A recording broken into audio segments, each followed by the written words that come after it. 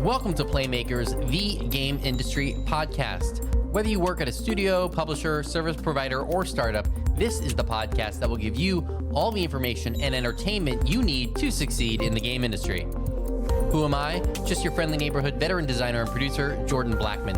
In each episode of Playmakers, I go to work uncovering insights, tactics, and know-how from a wide range of game industry luminaries. My goal? To help you win the game of making games. Are you ready? Then let's begin. All right, we are back. It's another episode of Playmakers podcast, but something is different. And here's what that something is. I'm on vacation. So I'm on a different microphone. I've got a whole different vibe going. Feels good. It's nice. But it hasn't stopped me from making sure that we get our episode to you because we have a really good one with this interview with Travis Boatman. Travis is the CEO and founder of Carbonated, an LA-based mobile game studio. He's also a 25-year veteran of the game industry. He's been in mobile alone for 20 years. He served as a senior VP at Zynga and at Electronic Arts, where he led global studios and mobile game strategy. So Travis is a really intelligent and effective leader and thinker in the mobile game space. And we have kind of a deep dive into his process of working with his founders to think through what he calls the thesis of his studio, the thesis of their studio. So that thesis, consists of these pillars that he has, which is like the technology side, the business side, and what he calls the appeal side. In fact, I think he says engineering, business, and appeal. So we go deep into those. We also go into some of the decisions that they made creating Carbonated around things like, are they going to be a single game studio or a multi-game studio? Should they start with work for hire or should they start by doing their own project? So we really dive deep into all that sort of stuff.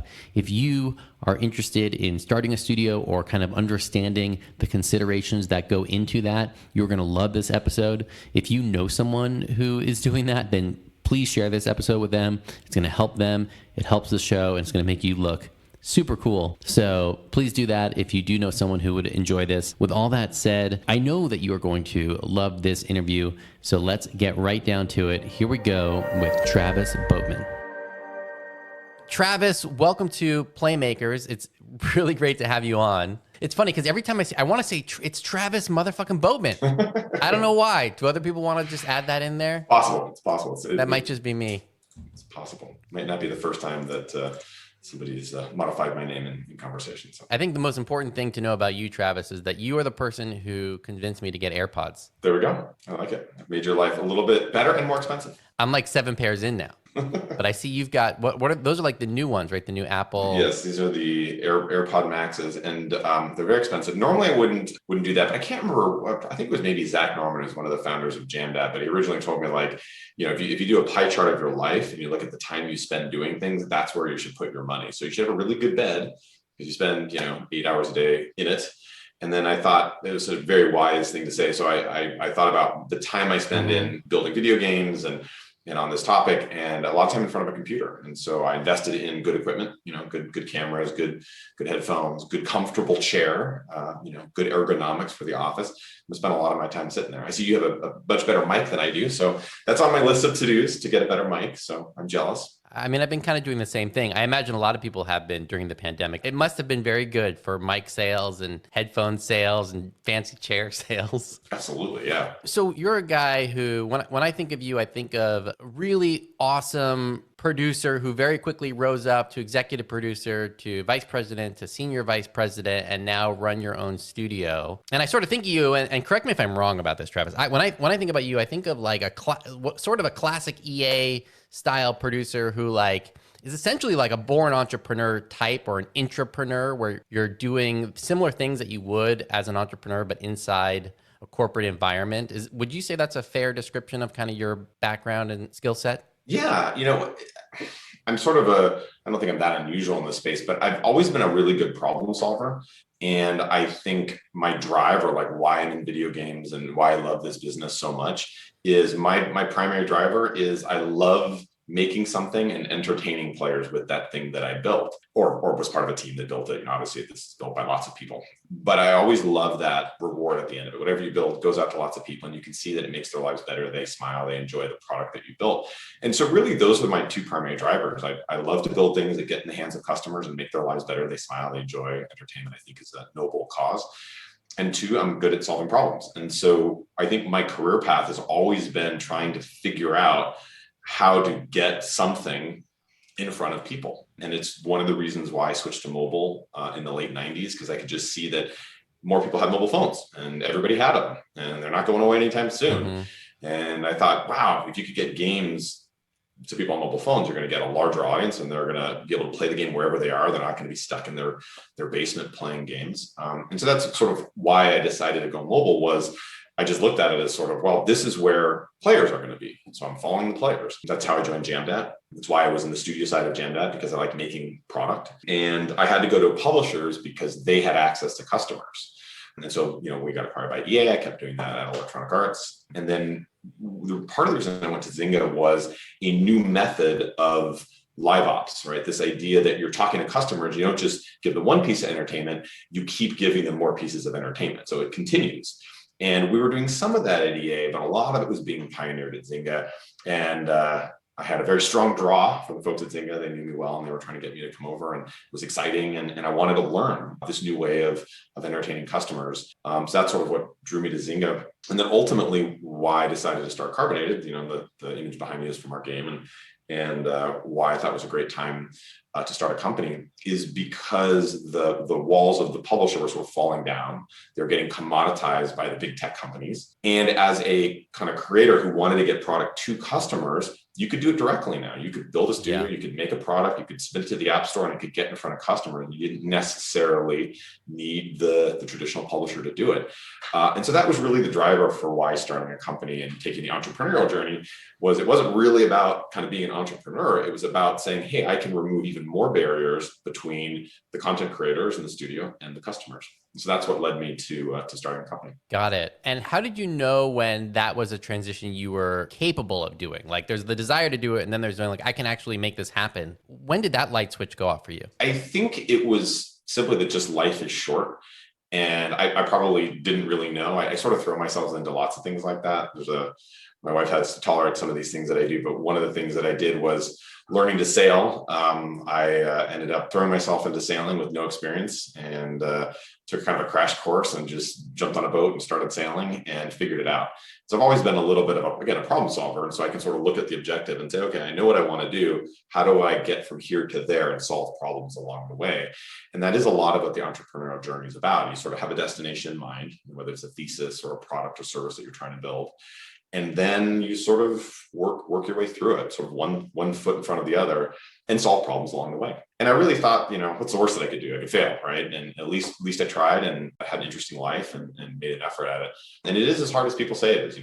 Doing that journey is tough, but it's super rewarding as well. Yeah, I just sort of said, well, I'm not getting any younger, and I've always been in the video game industry, and I've loved it my whole life, and I wanted to take a shot at it without the barriers between myself and the team and the customers. So that's sort of what made me just do it. I thought, and frankly, there's kind of no better time to start a company than now being, we started about 2015, but even today, there's no better time. It really is kind of the golden age of gaming. Yeah, it's a great time to do it. It's funny you mentioned sailing, because I just took my ASA 101 and I'm taking 103 in August. You'll appreciate this. I crashed the course when I was in San Francisco. I did it while I was at Zynga.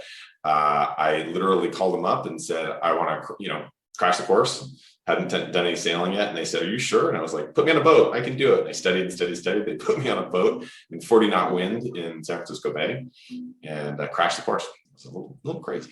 Which course did you crash? Keelboat 101. Oh, 101. Yeah. Cool. Yeah. The Bay's no joke. That's where I'm doing it as well. It's pretty serious out there, but okay. Well, I don't want to go too far down that road. What was step one for you starting this studio? So you have this realization, life is short. It's time to do it. What happens next? Yeah. So it was really sort of, what's the thesis of the company? Obviously, companies are a group of people building a product or service. So follow that methodology.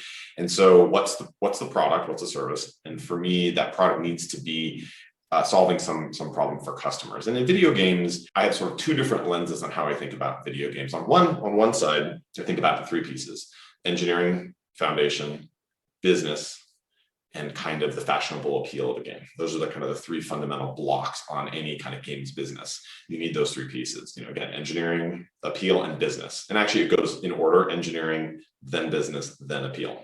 Because obviously games are interactive, they're built on technology. You got to have some technology, either partnership or people who can create the engineering and the software part of it. Business is next, because you can't do this for free, and you need to pay people and you need to hire good people, or you have to already have money that you're spending. So there's a business component to it. And then third is building something that is fashionably interesting or provocative or beautiful, or something that draws in customers.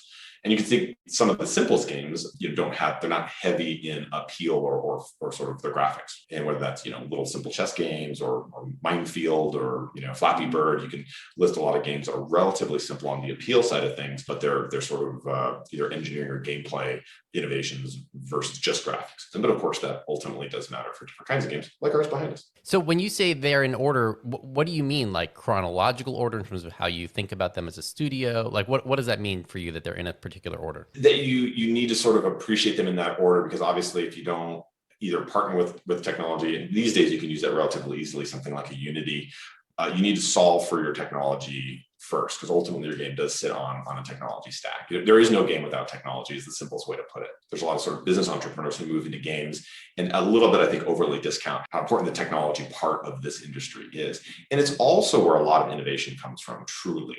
Even game mechanics that sort of are pioneered on top of technical innovation are often forgotten about. I think a lot of the reasons why battle royale genres and a lot of the multiplayer genres are doing so right now is because of multiplayer tech that scales, that you can really do these multiple 100-person plus matches all at the same time. That technology is powering these new game modes, which is powering the appeal and then the businesses that sit on top of them. So engineering is kind of like the whole thing of what is unlocked right now by the current environment in terms of technology, and what does that enable? Yeah, and there's always this kind of technical arms race in all games. It's true in mobile, and it's not always graphics. A lot of times today there's a lot going on with NFTs and blockchain.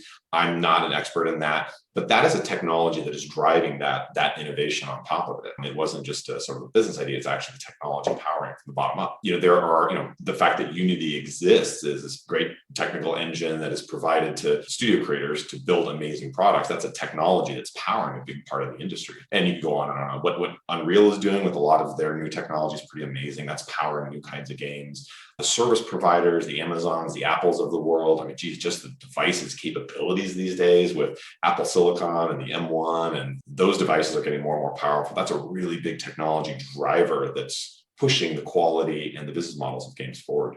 And you can go on and on and on. But I think understanding the foundation of all of the video game industry sits on these technology pillars is just a wise thing to understand. Doesn't mean you have to go, build them, you can leverage them, but understanding what's changing and why is one of the reasons that I think people can sustain their careers in video games, is that you need to always keep learning. But what are you learning? You're learning the new technology. You're learning the latest devices, the latest systems, the latest software, the latest services that are being provided. That's all technology that's moving forward. While I think the fashionable part of games, sort of the appeal, the look and the feel and the brands, that always is fluid and changes constantly, but it doesn't sort of march forward the way technology does. It's just a constant turbulent change. There's always cool things you can make in games all the time, but technology sort of is progressive. It just moves forward. So to stay relevant in games, you got to kind of keep learning and moving forward with technology. I love that. Yeah, because one of the things about games that appeals to me is that there's always something new to do. There's always something new to learn. And your point is, hey, this is opportunity, essentially. Like that's where the puck is going, is what's happening in the tech. And therefore you can build a studio around that, where that space that you can see. Yeah, it's sort of funny. The very first platform I ever worked on was Philips CDI. Those old CDI discs back in the late 80s and early 90s. Imagine if I was the best Philips CDI studio in the world, right? Like, you'd be out of business today because it doesn't exist anymore. Same with Genesis, same with PlayStation 1, same with PlayStation 2, same with early PCs without graphics cards, same with first generation graphics cards, same with the first flip phones, the first iPhone. All that stuff is gone. So if you build expertise and you never advance the technology, clearly you become a dinosaur and you've got a business. So to stay relevant, you've always got to keep learning the latest thing. And, depends on how much you want to be on that bleeding edge. There's obviously downside to betting too hard on the future of technology and missing timing or not having a large enough market or it being too complicated to build a game on top of it. You're exactly what you said, where the sort of skate where the puck is going. If you can kind of figure out where the puck is going and then time it right and be kind of more on the front edge, ultimately what that means is players get something new. They get to play a game a new way. They get to play a game differently. Maybe it's better graphics or more players, or they get to have ownership of items through NFTs and blockchain, whatever those technologies are. But ultimately, they power new experiences for players. And as we know, people like new stuff. They want to play new cool experiences. So they're not always powered by technology, but a lot of times they're. Yeah. So for you with Carbonated, how did you approach the sort of technology opportunity at that time? So sort of two ways. So one, shout out to my co-founder, Lloyd Toulouse. I wouldn't start the company unless I had a very strong technical co-founder. And I sort of actually spent about 9 months or so looking around for kind of the right technical partner, looking for somebody who was full stack, who loves technology, who loves games, who's a hard worker, who likes learning new technology, is sort of tech forward, I guess if you could call it. And I wouldn't start the company unless I had a technical co-founder. Because again, in my view, you got to start from technology and build up. And so I wanted to build a studio that was a tech forward studio that built technology that could create new experiences from the ground up. And so I spent a lot of time looking for a technical co-founder, and I found it in Lloyd. And when I found it with him, I knew we could start the company and get going. So I started with the technical co-founder as the way that I did that. And then through kind of our relationship, and we've worked together for a long time now, we have multiple conversations a week about where's tech going, how much risk are we taking, what should we tackle, who should we partner with, which tech should we just use off the shelf, what tech should we build, what is the advantage of building that tech, is it defendable? We have lots of these conversations about technology, and he's just an extremely talented co-founder, and Carbonated wouldn't be where it is today without him. And I remember seeing some of your demos. What was that? Was that a GDC? So I know that you do have some pretty incredible and unique tech that you built. Yeah, as part of that, it's sort of interesting. We had a particular thesis that one of the reasons why we started the company is that more and more what I call traditional publishing technology is getting commoditized by the big players, whether it's analytics or it's distribution or it's user acquisition or it's engines. My favorite simplest example is all the big studios. When I used to work with them, you'd have internal big engines that you have tons of resources building these unique engines for a unique game. And now you have these engines, Unreal, Unity, we use Lumberyard, these kind of commoditized engines that you can get essentially for free. That's pretty amazing. And so as we set up the company, we said to ourselves, well, how do we want to partner? What do we think the future looks like? And in our view, in the kinds of games that we're making, live operating services, or simply put, having a long-term with your customers where you can keep giving them cool stuff to do, we wanted to be foundational to our studio. So when we think about live ops or this ongoing relationship with customers and players, we knew that there's a lot of great tech out there, cloud services that we wanted to partner with. And we knew a lot of great folks at Amazon. And so we ended up partnering with those guys and are working with Amazon on a lot of their tech. And that's also what led us to evaluate Lumberyard and ultimately, use Lumberyard for our game tech, for the game engine, I should say. Got it. Okay. And let's move on to the second of these pillars, business. Let's talk a little bit more about that. What does that mean to you, this business pillar and it coming after the technology pillar? Yeah, so I'll sort of quote, Mr. Mitch Lasky, who's my boss at Gemnet for a long time. He used to say, games is about entertainment. It's not art necessarily. I mean, art's included in it, but it really is a business at the end of the day. And so if you're in the games business, you're an entertainer, you're doing an exchange of value for money. And that's also what, of course, fuels the ability for you to pay your engineers and pay your artists, which just makes logical sense. And so we sort of took that to heart and we said, well, if we're going to run a proper business behind this, we're an entertainment company, we're exchanging kind of happiness for money, as it were. And you need to basically build a proper business. If I could buy happiness for money, I'll take that deal. Yeah, and I think it sounds funny, but I think it's actually kind of a noble cause. You think about people who work really, really hard for their money, and then when they have enough money, what do they want to do with it? They want to have a good life. They want to take their kids to the movies. They want to play video games. They want to go on vacation and maybe drink booze by the beach, whatever it is. But all of that hard work ultimately manifests itself in being entertained and enjoying your life. And I think video games is a big part of that these days. And there's a lot of people who who love games. It's great for them.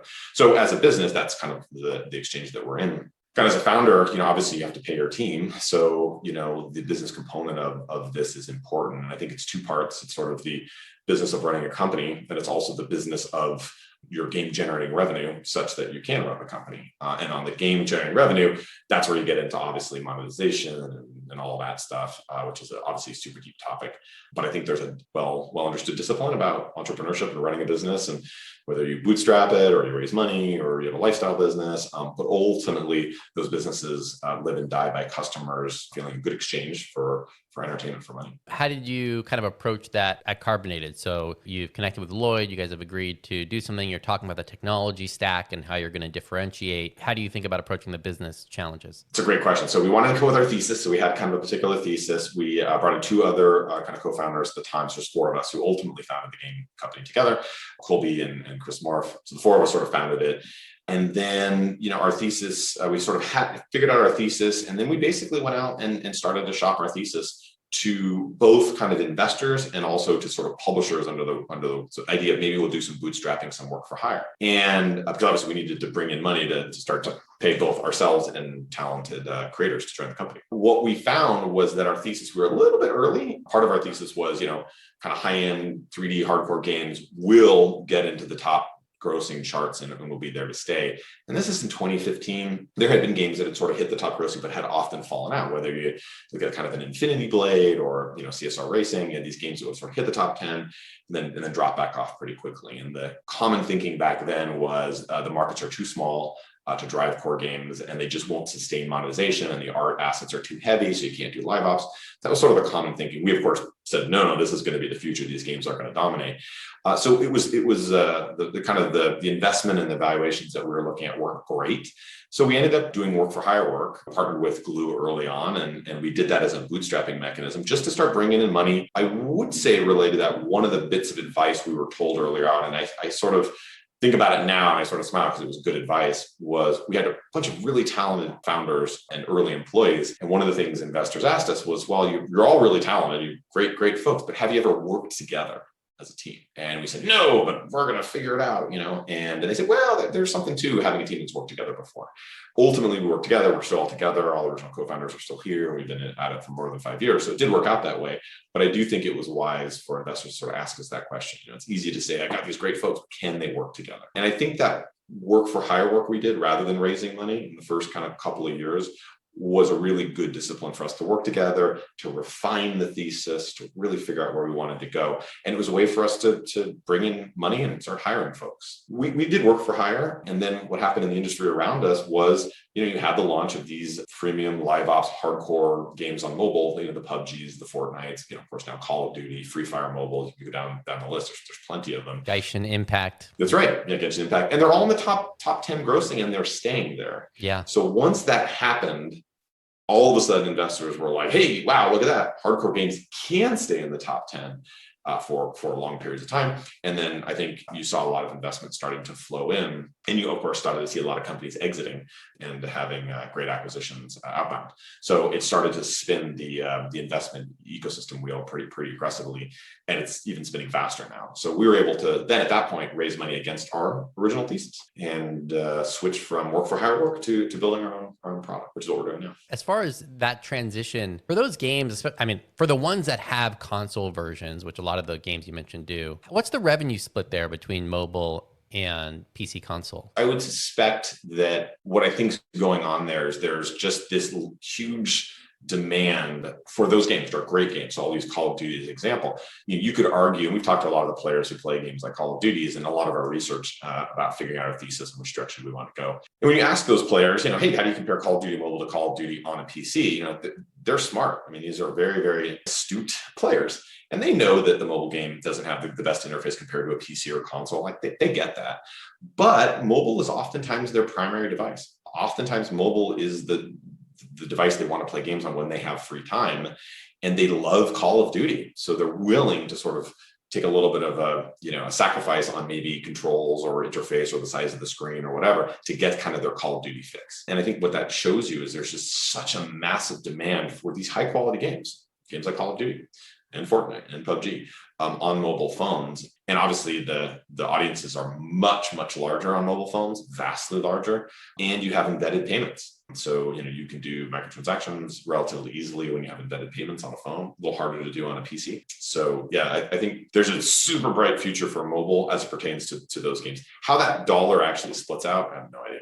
You mentioned these users, and I'm curious how you think about audience in this framework. Putting the games business aside for a second, a lot of direct-to-consumer businesses are kind of audience-first businesses these days, where it's about building and serving an audience, and the products are kind of, I don't want to say secondary, but they're always in service of that built audience because it's a direct-to-consumer business. So the consumer is really the head of the line. Is that something that, strategically you think is relevant to where kind of free-to-play and mobile games are at now? It doesn't seem like that's how most people think about it, but when I think of a company like Blizzard, for example, it always seems like they've taken a very audience-first approach. Not a great question here. I'm just sort of musing about this, and I'm curious how you think about it. Yeah, I mean, I'm as you know, like my kind of way I think about the business is customer first, right? I'm a good problem solver, and I want to create content for customers. I want customers to enjoy the content. So I'm always customer first. And so whether it's a feature or art or a game design or anything that we're building, we always think customer first. That's ultimately who it's for. And I think one of the reasons why live ops is so dominant and will continue to get more dominant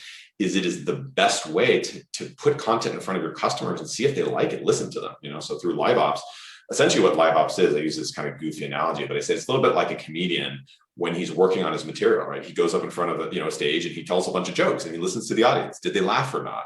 And if the audience laughs, he says to himself, okay, that's going to go on my set because that content worked. And then that comedian sort of flies around the country and tries different jokes with different audiences and starts to build out a bit of a comedic set, a bunch of jokes. But they're testing things, they're trying stuff, they're experimenting. And when they feel like they have a really good set, then they can roll out, their Netflix special or whatever it is. And I think video games is, particularly live ops, is very similar to that. You start testing content, putting content out to players. Players play it, and they tell you whether they like it or not through data and analytics, and through talking to your customers. And through that relationship and testing content, just like the comedian tests jokes, you listen for the laughs, or in our case, you listen for engagement and purchasing and various things. And then through that, you start to figure out what these customers really like, and then you just give them more of that. And then they enjoy it. And I think that process continues over time. And the studios that are really good at it and continue to service their audience with what they want, those are the live ops games that just don't go anywhere. I mean, they stay stuck in the top grossing charts. You get those with the Candy Crushes and I don't have it in front of me, but I have a list of all the top grossing games that are over 5 years old. And there's a lot of them. And they just start continuing to talk to their players. Hey, you like that last level? Let's give you another one.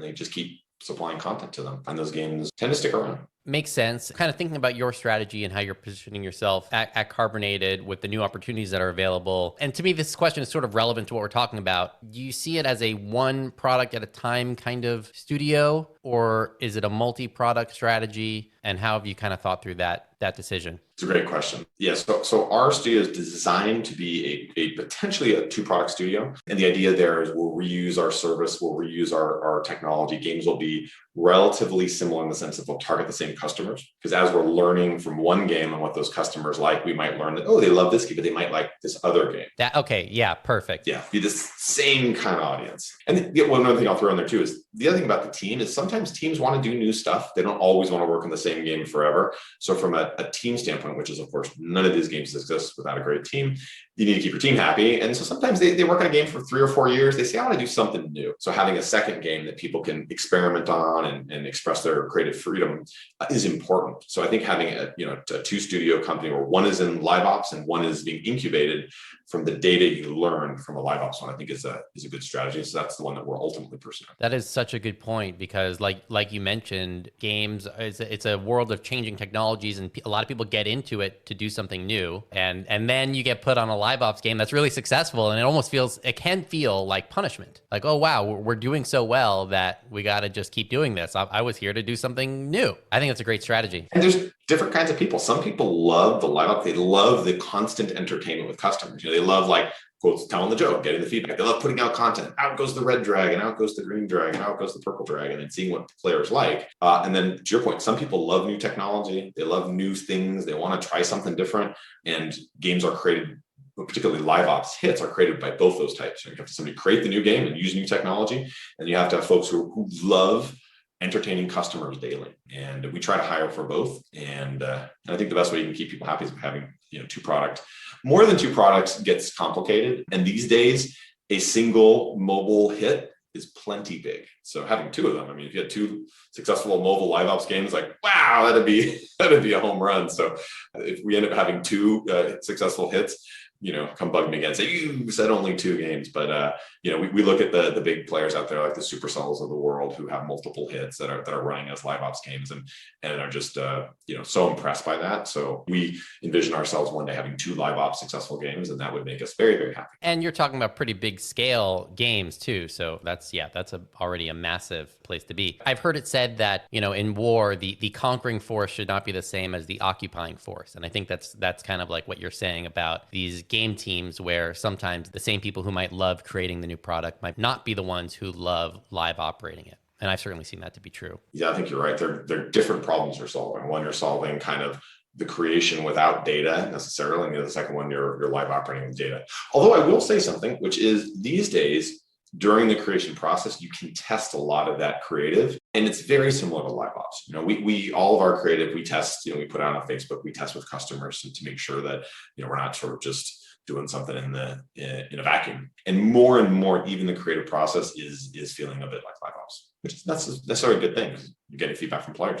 So this is perfect to go to your third pillar of appeal and how you kind of think about that. It sounds like you are doing some market testing. How do you think about appeal, and how does that fit into your process? Yeah, I mean, appeal is I think generally depends on your personality, is also one of the fun parts. It's the graphics, it's the excitement. It's if you remove technology and business from games, what's left? It's all the appeal stuff. It's the art, it's the graphics, it's the gameplay, it's what's innovative and new and fun, it's surprise and delight, it's kind of all that stuff wrapped up in a big bubble. And so I think, we break it down in a bunch of different ways internally, but we look at kind of the brand appeal or the visuals. And I always say it's everything you see before you ever play the game. So that's your icon, your splash screen, the art of the game. It's maybe how it's exposed to you through your friends, what they say about your game. Oh, you got to play this game, right? It's everything that's before you actually interact. And I call that kind of the appeal bucket. And then next to that is the actual gameplay, what you actually do. And that's, kind of how you control the game, what you're tapping on, the result of your taps or your interactions. So there's sort of the appeal bucket, everything before you play the game. And then there's the playing of the game, like how you're actually interacting. And those two things are separate, but they are deeply intertwined. It's also sort of my simplest example of this is maybe match 3 games. Like match 3 is the same mechanic. You're always sort of matching 3 gems, but the appeal or the brands or the skins or the graphics that sit on top of them, there's tons of different ones. You've got Puzzles and Dragons, you've got Bejeweled, you've got, there's tons of matches. You've got Candy Crush, you've got a whole bunch of them. They're generally the same mechanic, matching 3 and you get level after level, but the skin or the look and the feel is different. And they target different markets. And I think that's true of lots of different genres. First-person shooters, you can make the same argument. Racing games, you can make the same argument. Battle royales, you can make the same argument. And so I think we look at those two carefully. And when we were testing, we were trying to figure out, one, what were we excited about building, both from a sort of brand look and feel standpoint, as well as a game mechanic standpoint. And we looked at those two separately, and we figured out how to merge them together. And then we tested those with players and generally got some pretty good feedback early on. Of course, you had to build the whole thing, which is what we're doing now. But we think about those 2 buckets. So look and feel, everything before you play the game. And then just the mechanic. How do you play the game? How do you master it? What's fun about it? The moment-to-moment gameplay stuff. And so for the before you play, I think it's pretty easy to imagine the process that you are testing. Well, maybe easier or not for some, but I imagine that means running some test advertisements, and you're kind of basically trying to get a sense of what user acquisition would cost given a certain concept and a certain brand look and feel and certain creative. Do I have that right so far? Yeah, and also knowing, frankly, we also talk to a lot of players. We'll go on, Reddits and Discord chats, and we'll talk to people about the genres that we're interested in. And we're sort of a dystopian present, maybe you could call it a little tropey, but we love it. And it turns out there's lots and lots of people who love that stuff. You can sort of look at a game like PUBG to say, yeah, there's a lot of people who like these kinds of games. And then we talk to those players. Hey, what do you like? What don't you like? What are you sort of sick of? What do you think would be cool? We sort of glean a lot of insights from talking to the players in those kind of genre or look and feel buckets. I hate saying genre because genre combines look and feel and mechanics. Sort of say look and feel or appeal separate from mechanic. So we start with sort of the top of the funnel, which is look and feel, again, because you haven't played the game. So But you're saying you're having these qualitative discussions about the look and feel on platforms like Reddit. Yeah, Reddit, Facebook, go to Facebook groups, Discord groups. We just sort of go in there and chat with folks and talk to them about it. We have obviously our own ideas and opinions, and we sort of throw out, oh, wouldn't it be cool if this happened? And we look at what people are talking about and just get a sense of what people are kind of sick of doing and what they're excited about, maybe what's different and new. So that's kind of the appeal of the look and feel, graphical brand side of things. Again, the stuff before you play the game. And then on the game mechanic side, we're doing a little bit of innovation there. We're doing kind of some traditional stuff and some new stuff. And I won't go too deep in that because we haven't announced it yet. But what we have announced is that we do have some AI-supported gameplay, which is tweaking some game mechanics in new ways to really give players a different way of playing some stuff that they're pretty familiar with. So adding some innovation through technology and hopefully making these games a little bit different and easier and more fun to play. So again, that's where some of our technology is powering a different kind of mechanic. Similar, but a little different. And is there anything else in terms of appeal that you think we've missed or should make sure to cover? No, other than it's such a tricky thing. There's no process that's ever going to get it right. I think it's such a vast, great area to experiment with. You've got brands that are coming back. And I looked at the sort of explosion of Pokemon Go, not just Pokemon, but Pokemon married with this new mechanic, this location-based mechanic. That's amazing. And then you've got great new innovative products that are coming out of just, the industry, pick up some of the Supercell games there. And then you have games that are being brought over to mobile that are sort of tried and true on PC and comps that are coming over to mobile phones, the PUBGs, the Fortnites, the Free Fires, then you have spins on proven mechanics. But I think all of them are ultimately voted on by players at really large scale. I think one of the both benefits and curses of mobile is it's so big that you can almost do anything. You can make an argument that any game could be successful on mobile because there's just so many people and everyone's so diverse. So there's lots of different stuff you can build, which is great. It can be a little paralyzing. I think the only caution I would give, and I've seen lots of games struggle with this, is trying to be everything for everybody. That ultimately almost always fails. You do have to kind of pick your audience and really give them what they want, super serve them, as it were. I think you sometimes see people who would like, oh, I want to make a match 3, and I want to make it 3D, and I want to have a battle royale, and I want to have this, and I want to have that. And it kind of gets hodgepodgey, and then it's a game for kind of nobody. I think that's the one danger that I think happens more often than not. And it's one of the reasons why games kind of, I think, struggle. Having a very clear view of what your audience wants and super serving them that thing, whatever that is, I think more games are successful doing that than the ones that sort of hodgepodge too much together. Absolutely. It's a problem I see with clients all the time. And a lot of times what it comes down to is fear to actually make hard choices about their own product and sort of the sense of, there's safety if I just make it for everyone. When in fact, that's the one way that you can almost guarantee it's not going to work. You're absolutely right. And it's tough, right? Because you've invested so much of your life and your emotion in it. And lots of your team members have ideas that are all good in their own right. You may have somebody who said, let's say you're not making a battle royale game. And somebody's like, but look at the battle royale games. There's like 4 in the top 10 grossing that are killing it. We've got to do that. And you think, they're not wrong. Those games are really successful, but that's not our game. So then you have to say no. And then your team person's a little bummed out and they're not wrong, but you just have to sort of say, hey, we have to say, we can't do everything. We have to say no to certain things and pick your battles. And that is just constant going on, that whether that's, NFTs or blockchain stuff or genres or graphics or how you do UA or the engine you should use, or the tool you should use, or I think Bill Gurley said it, which I always love this quote, but more startups die of indigestion than starvation. I think that's Bill. That's and great. It's sort of true. They try to do too much and they just go, and they topple over. Where if you're lean and mean and you do a very clear thesis and you try it, maybe it doesn't work, but you're not out of money, your team's not too big, you can try again. versus if you try to do too much and you raise a bunch of money, do a lot of things, you don't do any of them well. Lots of startups struggle because they just dive into gesture. That's great. Travis, there's so much I want to ask you about that we're not going to have time for today. I want to talk about bringing on new talent and raising money and kind of managing the equity share there and some of the other challenges you've faced in your journey with Carbonated. But we're going to have to do another time, unfortunately. But this has been great. I'm so glad that we got through this engineering business and appeal framework. I think that was awesome, and it's going to be super valuable for people. Are you looking for any new team members or anything at Carbonated? Yeah, I mean, we're always looking for talented folks. I think what's interesting right now, and even for us, the industry is growing so quickly. There's such a demand for gameplay engineers. So if you're coming out of college, you're a great gameplay engineer. Lucky you, because you're in huge demand. And I think for us at Carbonate, we're always looking for really, really great gameplay engineers. So if you're a great gameplay engineer out there and you want to come join us on our crazy journey and build some cool mobile games that scale to really large audiences, hopefully we're the right team for you. So reach out to us. But yeah, we're looking for gameplay engineers to join us, make some cool games. That is an amazing opportunity. Travis, Colby, Chris, and Lloyd are absolute badasses. And if the right person's out there, I hope that they reach out to you because it could be an amazing opportunity all around.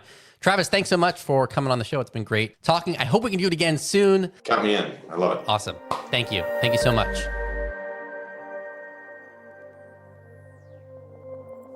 Another episode of Playmakers Podcast is in the bag, and if you want the show notes with all the links wrapped up with a bow for you, you can find all that at playmakerspodcast.com. That's playmakerspodcast.com.